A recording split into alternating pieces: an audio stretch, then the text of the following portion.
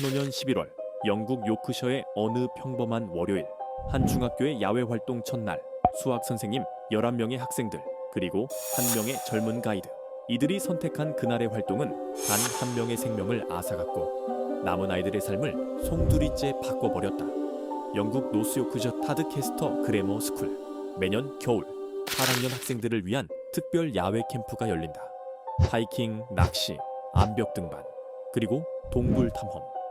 아이들은 들뜬 마음으로 캠프에 참여했고 그중 한 그룹이 선택한 코스는 니더데일 동굴 중 하나인 맨체스터 홀이었다. 조셉 리서, 14살. 조용하지만 누구보다 활발한 아이. 축구를 좋아했고 친구들과 장난을 즐겼다. 그날 그는 가장 친한 친구 찰리, 에이미와 함께 동굴 탐험을 나섰다. 이들을 이끈 사람은 17살의 자원봉사 가이드와 수학 선생님, 이 지역 동굴의 정통한 청년이었다. 동굴 입구는 단순한 풀밭 위 작은 구멍이었다. 하지만 그 구멍은 곧 지하에 숨겨진 축구장 크기의 거대한 공간으로 연결돼 있었다.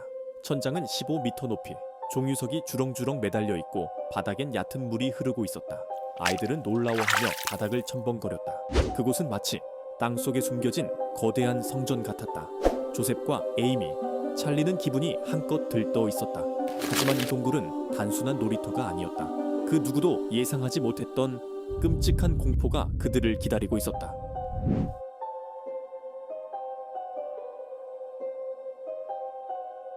첫 번째 방을 지나자 더 깊은 통로가 나왔다. 바닥은 진흙투성이었고 조심조심 내려간 그들은 두 번째 방에 도착했다. 천장은 낮았지만 여전히 탐험하기엔 충분한 공간. 그러다 그들이 마주한 다음 통로는 완전히 달랐다. 몸 하나 겨우 들어갈 만한 공간. 앞사람의 뒷발만 보이는 좁은 통로. 손과 무릎으로 기어야만 하는 공간. 어깨를 구부리고 머리를 조심해야 했다. 그리고 그 밑바닥엔 차디찬 진흙물. 아이들의 옷은 젖기 시작했고 천도 빠르게 떨어졌다. 하지만 끝을 지나면 작은 방이 또 나타났다. 잠시 서 있을 수 있는 공간. 모두가 도착하고 나서야 가이드는 뭔가 이상함을 느낀다.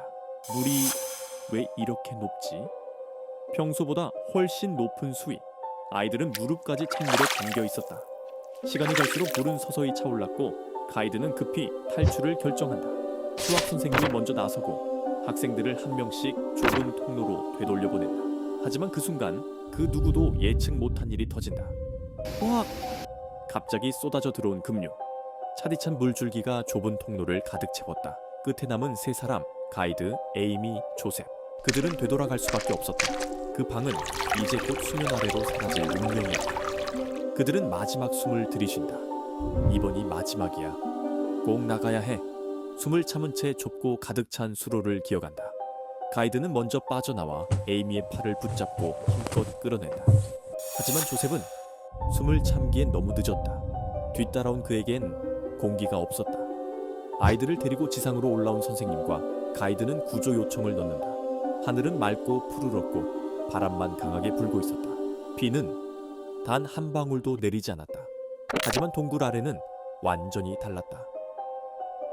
숨겨진 원인, 끔찍한 우연. 그날 근처 스카하우스 댐의 거센 바람이 몰아쳤다. 그 바람은 수천 갤런의 물을 댐 위로 끌어올렸고 물은 강을 타고 순식간에 불어났다. 단 한 시간 만에 1.2m나 상승한 수위. 그 물은 동굴 아래로 그대로 흘러 들어왔다. 평소에는 천천히 스며들던 물줄기. 하지만 그날은 몇 분 만에 폭풍 같은 급류로 변했다. 그것이 조셉을 삼켜버린 것이다. 20분 뒤 구조대가 도착했을 때 동굴 속 물은 다시 무릎 아래로 줄어 있었다. 그들은 숨막히는 침묵 속에서 좁은 통로를 기어 들어갔다. 그리고 그 끝에서 아직 따뜻함이 남아있던 조셉의 몸을 발견했다. 움직일 수 없는 그 좁고 어두운 공간. 한 줌의 공기도 남지 않았던 그곳에서 소녀는 조용히 숨을 멈췄다. 학교로 돌아온 학생들은 충격과 슬픔 속에서 상담을 받았다. 교장 선생님은 말했다. 우리는 오늘 우리의 빛 하나를 잃었습니다.